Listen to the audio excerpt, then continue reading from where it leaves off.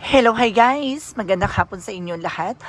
This is Jen Rodriguez from Basagari Channel, a faith healer o Zamatar reader. So ngayong hapon na to, tignan natin nagsabihin sa iyo ng ating mga gabay. So this is a weekly gabay for the month of October 5 hanggang October 12 for the sign of Libra. So Libra, welcome to my channel.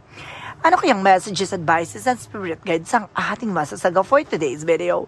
Kanino kayang energy or kaganapan sa buhay ng mga Libra ang ating masasagap? So, at ating makakagilap. So, guys, this reading is a general reading lamang, hindi lahat makaka-resonate. Kunin lamang po makaka-relate sa inyo. And comment down below kung kaninong energy ang ating nasagap. And of course, don't forget to like and subscribe my channel and hit notification bell for more videos update. And of course, maraming salamat po sa mga walang sawang pagsuporta sa aking channel. Lalo na ang hindi nag-i-skip ng ads na way pagpalahin kayo ng Diyos at may kapal. Siksik, piglig, nag-uumapaw na biyayang manambalik sa inyo. So let's see guys, what is the messages, advice sa ng ating angel spirit for the sign of Libra. So let's see and watch this. Angel Spirit, please give me information po ano kayong gusto sabihin sa iyo ng ating mga baraha. Angel Spirit. Oh, panalo. This is the 6 of Wands for victory is yours, no? May mga bagay na magtatagumpay ka dito. Darating yung araw at panahon na at oras ngayon linggong to na maaaring ikaw yung pagtinginan, no? Maaaring ikaw ang tingalain or maaaring ikaw ang manalo this time, no? And this is a Nine of Cups for a wish fulfillment. So talagang spread out yung arms na parang patunay na may ipapanalo talaga this moment, no? Kumbaga maaabot mo na mga pangarap mo or maaaring kumbaga may makukuha kang opportunities or achievement ngayon. And this is a magician for manifestation. This is the power of God na maaaring mag-insist na yung hangarin mo. And the King of Swords, this is something of mental clarity. Na may mga bagay na maglilinaw na sa'yo. May mga bagay na parang puputulin mo yung mga negativities na naghihila sa iyong pababa. Additional messages. This is a temperance for a perfect timing. And of course, this is something divine guidance. No? May gabay sa'yo dito na maaaring pinapangalagaan, pinoproteksyonan ka. Additional messages. And of course, represent dito with an 5 of Swords, nagkakaroon ng stress situation that because of your actions, kailangan, kumbaga, pakawalan mo yung gumugulo sa utak mo. And the 6 of Wands represent the 4 of Wands, so something celebration. May celebration talaga na magaganap na yung linggong to, no? Na maaaring magdulot sa iyo ng magandang eksena. Maaaring this is something homecoming, family gatherings, no? And this is a lot of events coming in. The Knight of Cups represent the Ace of Pentacles. So see, this is a big shot and big money coming in for you. May malaking pera talagang papasok, no? At magbuha-pabulabog talaga sa eksena mo. Ito yung matagal mo nang hinihintay na salapi na maaaring makuha mo na. For Magician, represent the Wheel of Fortune. May magandang kapalaran ng pag-ikot nito dahil ito ay pinapaboran, no, ng ating Panginoon. Talaga binibigay sa iyo at papabor talaga sa iyo ang sitwasyon na to. This is something power of God. Ooh. And the 7 of Cups for confusion. Ano man yung mga bagay na nagpapagulo sa sistema, kasi na mo, putulin mo yan dahil hindi yan makakatulong sa iyo. And the 7 of Pentacles with the perfect timing, ibibigay sa iyo yung mga bagay na pinaghirapan mo. This is something kung ano yung mga bagay na tinanim mo, siyang aanihin mo at mag-grow na siya at magbibigay na expansion sa iyo. And the 5 of Swords represent what?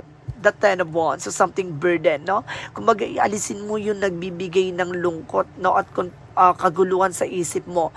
Isa sa uri lang ng negativities niya na kailangan mong pakawalan, no? May nagbibigay ng stressful situation na kailangan mo ng bitawan, no? Parang bagahe yan na kailangan mo ng pakawalan. Bitawan mo na raw yan. The 6 of Wands because the 4 of Wands represent what? The 3 of Swords, this is something a recovery from painful situation. Parang nakalaya ka na, nakaalis ka na sa sitwasyon na to, no? Na nagbibigay negativity sa iyo. This is something to with a partnership. Konektado talaga, no? Kumbaga magkakaroon ka ng maraming transactions, maraming client, no? Maraming kumbaga meron ako na sense dito na trading, no? May trading ako dito na sense na maaring kumbaga yun ang trabaho mo. And because this is something to with a partnership with your loved ones, or this is something unconditional love na maaring may magbigay sa iyo, no, ng pera. So let's see what is the Magician and the Wheel of Fortune. So this is a chart for taking action. Ito na.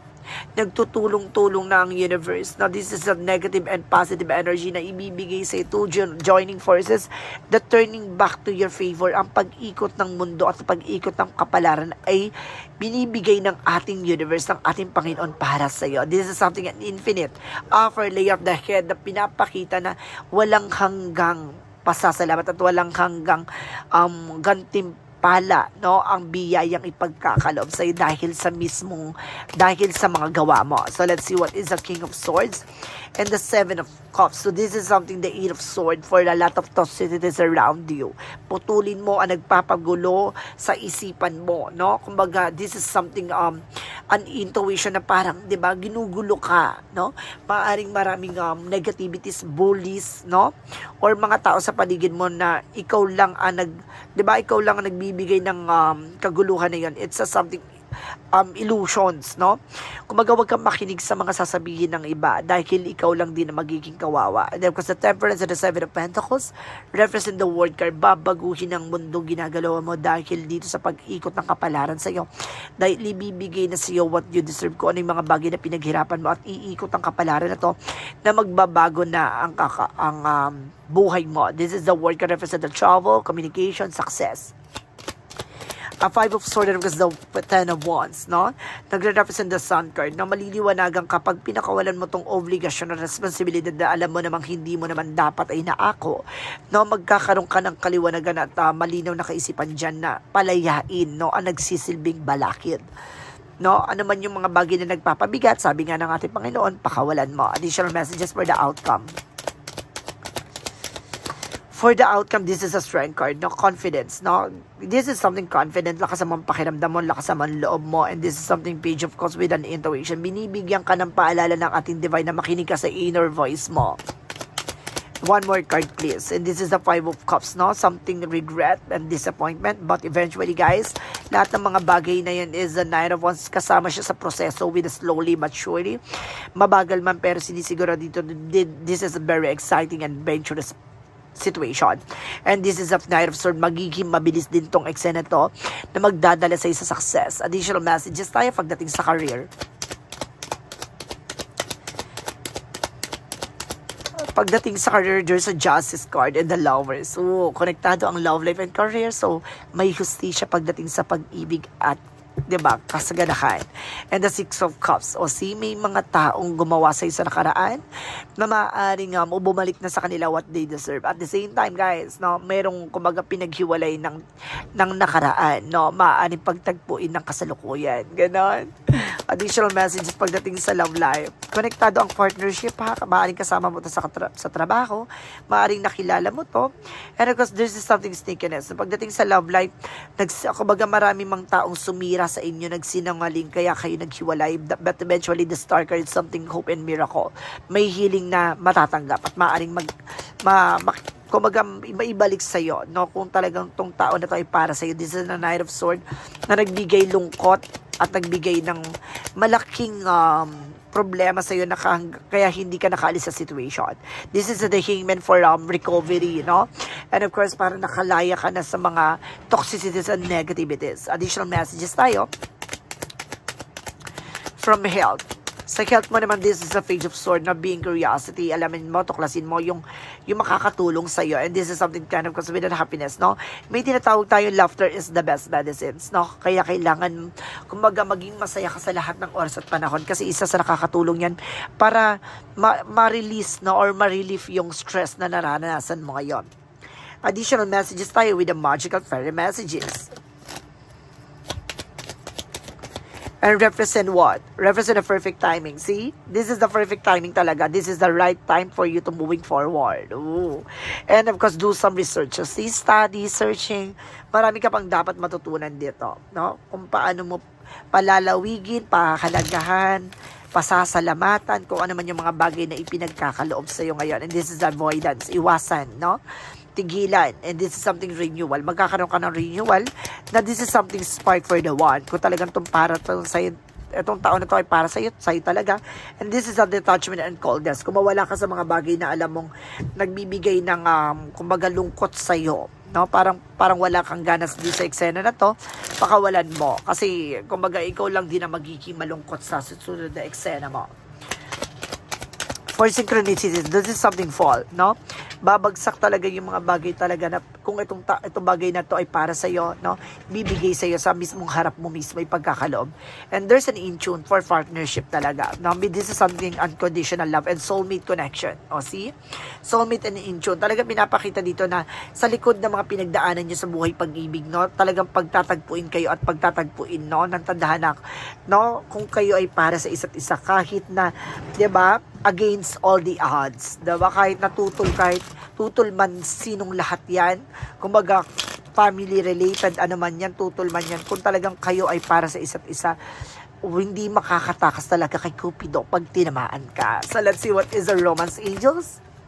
So, this is something peace. Magiging mapayapa, magiging malaya, no, ang iyong kaisipan. And this is something intimacy. So, see, magkakaroon talaga ng touch move talaga dito. Parang, kumaga, bonding to each and everyone to you, no? Kumaga, magsasama talaga kayo na may harutan at pag-ibig talaga. And this is something shape and shift they're mimicking, no? Mag-ingat ka sa mga nagbabalat kayo, no? Kumaga, itong tao na to, makikilatis at makikilatis mo kapag nandun ka na sa sitwasyon na pipilitin itong agawin, alisin yung mga bagay na nagpapasaya sa'yo. Oh, talaga ba? So, let's see what is a Money Move Oracle deck.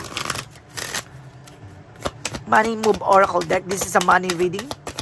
So this is something past changes, no? Bigla ang pagbabago, no? Bigla ang magaganap na tong bagay na hindi mo akalaing magaganap. And this is something social status. Magiging kilala ka.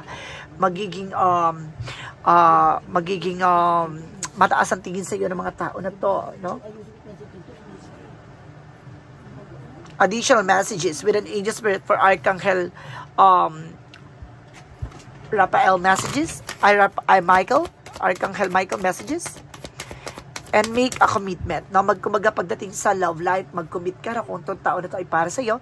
And this is it's time to leave the unhealthy situation. Pakawalan mo yung mga bagay na hindi na maganda sa situation mo. Di ba? Lalo na itong tao na ito, hindi para sa'yo. Or itong tao na ito, kumbaga, isa sa parte na nakakagulo sa buhay mo, no? It's a friend related sa'yo, plastic, na sinisira ang iyong happiness, no? Pakawalan mo yan. And this is something human with us, inner self, na parang hanapin mo yung talagang magbibigay sa iyo ng expansion. Yung mga bagay na magsiserve sa iyo sa huli. And this is something perseverance, na magtiyaga ka sa kung ano man ang meron ka. And there's a support by guidance, na ginagabayan ka ng ating angel spirit. Angel spirit, please give me information po. And because this is something door to the volume. Bukas ang pinto ang pagdating, door to the romance, no? Bukas talaga ang pinto ang pagdating sa buhay pag-ibig. At darating yung araw at darating yung taon na yun na magbubukas sa puso mo. And because this is something the guardian in the gate, no? Kumbaga this is a lot of discoveries, no? Marami ka pang madidiscover. At sinasabi dito, there's a woman holding a coin. Kung ikaw ay babae, magaling kang humawak ng finances, or ikaw ay may hawak ng finances, if you are a man, maaring yung person mo yung marunong humawak ng finances, or siya ang may hawak ng pera. For romance, angel service, and what? Romantic feelings, no? Pagdating sa love life, kumbaga, romantic ka naman daw, romantic ka, no? Kumbaga, kaya mo ipakita yung pag-ibig mo talaga, and this is something worth waiting for. Mas maganda yung naghihintay ka, no? Kaysa minamadali mo, no? Kaya mas maraming iniiwan at talagang, di ba, nagkakaroon pa ng credit dun sa tao na yun, di ba? Napag-iiwanan ka ng ganto-ganyan kasi nga pinilit mo. And this is something vanity. Alisin mo yung bisyo at alisin mo yung mga luho. And this is something joy. Maging maligaya ka, maging masaya ka.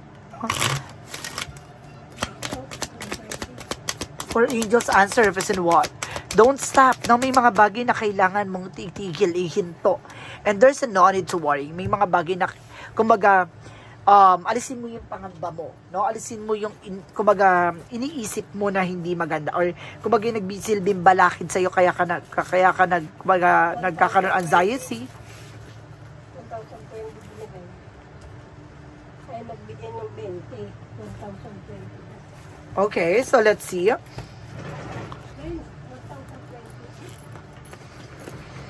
Magbigay ng 20. Okay. So, huwag ka daw mangamba, no? Huwag ka mag-isip ng kung ano-ano. Basta pagpatuloy mo kung naman yung mga bagay na ginagawa mo. Additional messages with an angel spirit. And this is something counseling. Ooh, so something advices, no?